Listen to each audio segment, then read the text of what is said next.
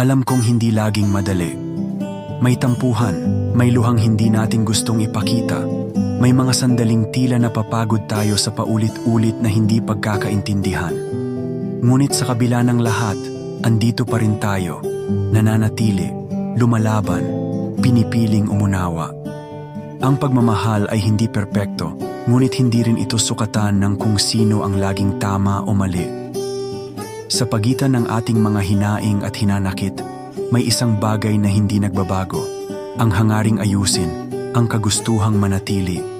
Kaya kung sakaling dumating muli ang ulan, kung sakaling mapagod tayo sa bigat ng hindi pagkakaunawaan, sana maalala mo ito. Ako at ikaw, tayo pa rin. Sa gitna ng tampuhan, sa kabila ng sakit, pipiliin pa rin nating magmahal. Dahil ang tunay na pagmamahal ay hindi sinusukat sa iwas, kundi sa tapang na manatili, kahit masaktan.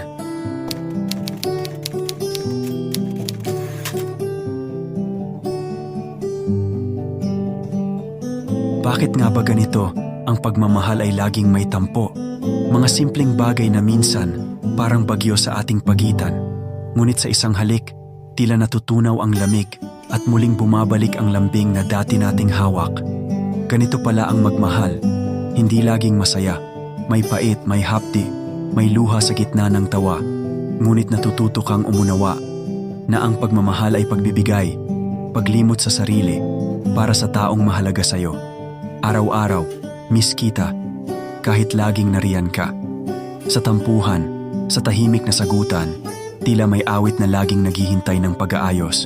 Ngunit okay lang, dahil sa huli, tayo pa rin.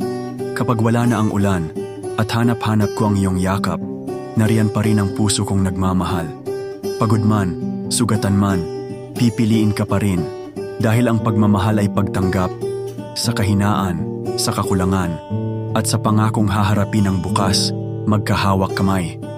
Ganito pala ang magmahal, may tampuhan, ngunit may pag-aayos, may sakit, ngunit may unawa, may takot, ngunit may tapang, na magmahal muli, kahit masaktan. Sa huli, ang tunay na pagmamahal ay hindi perpekto, ngunit puno ng pagpapatuloy.